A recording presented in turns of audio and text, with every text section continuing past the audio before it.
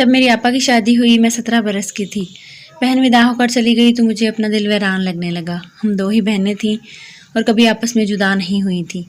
اب مجھے آپی کی جدائی شوق گزرنے لگی، اداس رہتی تھی، گھر میں دل نہ لگتا۔ ایف اے کے بعد کالج جانا بھی موقوف ہو گیا۔ والدہ کے لیے کہیں آنے جانے نہیں دیتی تھی، بڑی پابندیاں تھیں، حتیٰ کہ آپا کے گھر بھی رات رکنے کی اجازت نہیں تھی جب تک امی ساتھ نہ ہوتی۔ ایسے ماحول میں ظاہر ہے اور بھی گھٹن محسوس ہوتی۔ آپا دلہا بھائی کے ساتھ صبح میکے جاتی، شام کو وہ ان کو لینے آ جاتے۔ دعا کرتی خدا میری آپی کو اولاد سے نوازے تو میں اسی بہانے آپا کے گھر جا سکوں گی۔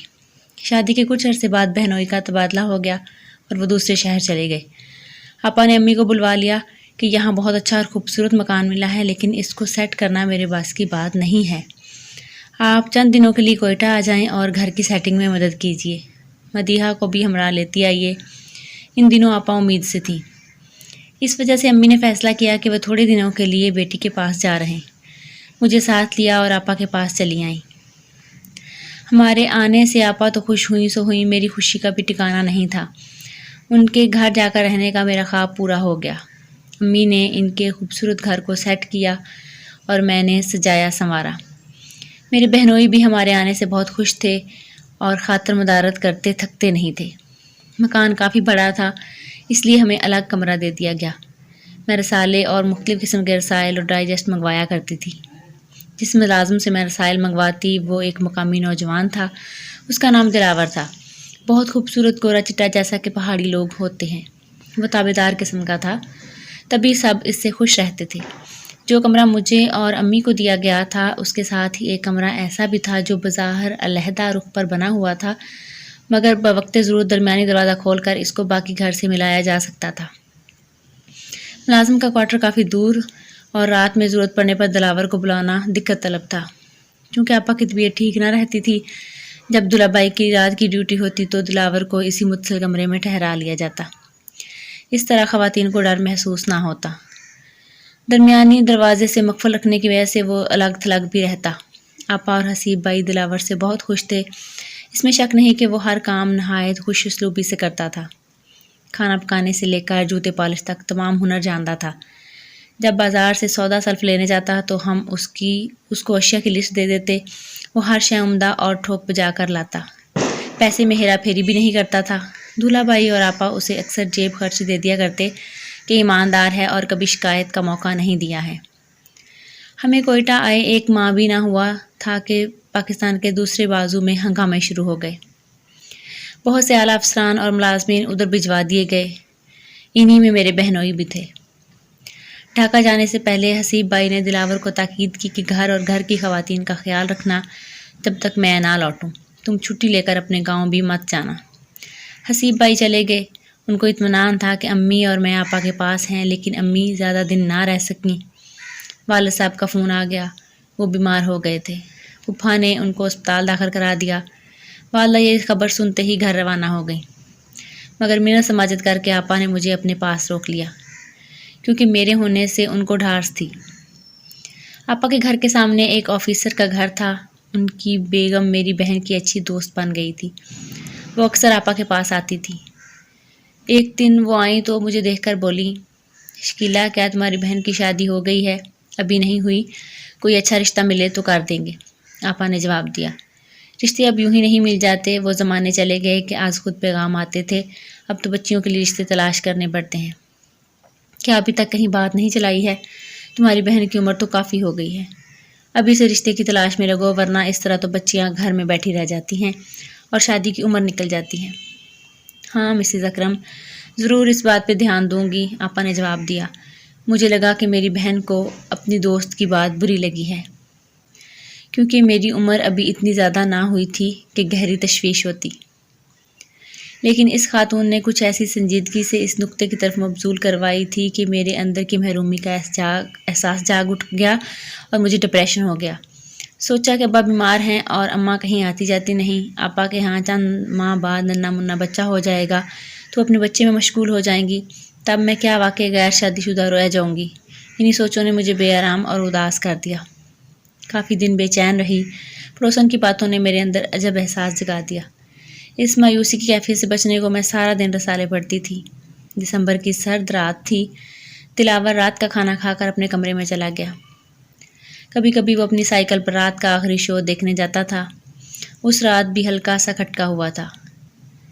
آپا کہنے لگی پھر شو دیکھنے جا رہا ہے، حالانکہ حسیب نے اس کو منع بھی کیا تھا کہ گھر اکیلا چھوڑ کر کہیں مت جانا، مگر اس کو تو سینما جانے کا نشہ ہے۔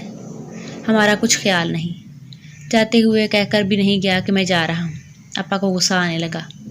دلاور کو جب باہر جانا ہوتا وہ گیٹ کو باہر سے تالا لگا کر چلا جاتا۔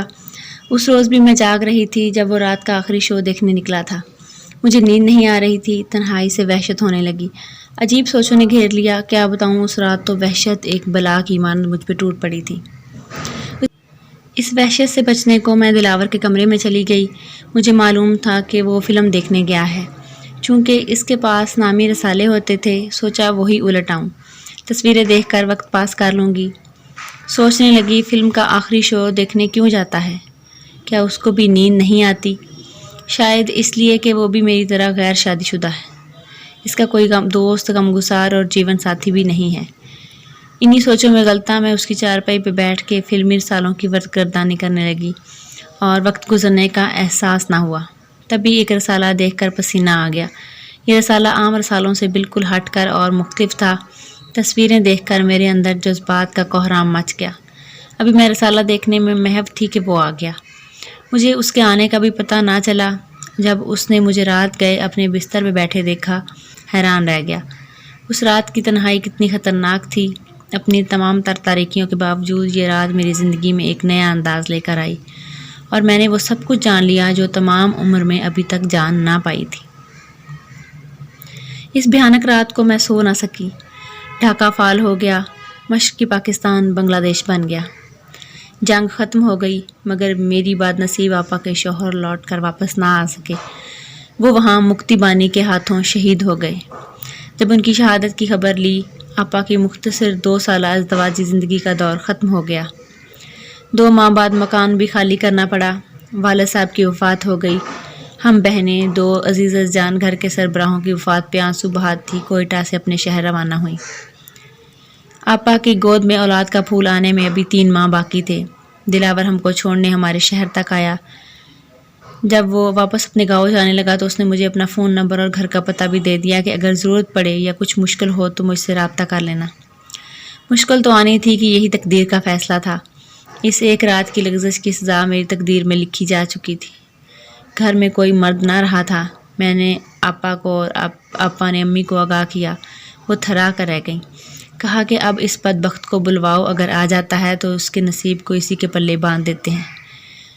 آپا نے دلاور سے رابطہ کیا۔ وہ آ گیا۔ انہوں نے اس کو جو لان تان کرنی تھی کر لی، لیکن مسئلے کا حل نہیں ہو سکتا۔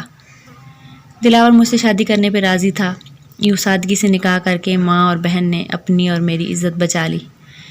بے شک وہ معمولی ملازم تھا، لیکن میں بھی تو ایک یتیم لڑکی تھی اور زندگی کے خطرناک موڑ پہ کھڑی تھی۔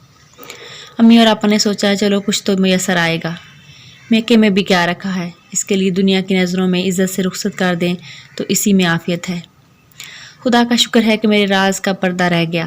اس راز سے کوئی واقف نہیں کہ یہ شادی کیوں کر اور کیسے ہو گئی۔ تاہم میں آج بھی اپنے خدا سے شرمندہ ہوں۔ دلاور میرا ہی نہیں، میری بوڑھی ماں کا بھی سہارا ہے۔ اس کے مضبوط بازوؤں نے ان کے بڑھاپے کو تھام لیا۔ میں اور وہ آسی ضرور ہیں، تبھی ہم دونوں ہر گھڑی توبہ کرتے رہتے ہیں کہ وہ ہماری خطا کو بخش دے، کیونکہ وہی بندوں کی توبہ قبول کرنے والا ہے۔ آپا نے ایک بیٹی کو جنم دیا۔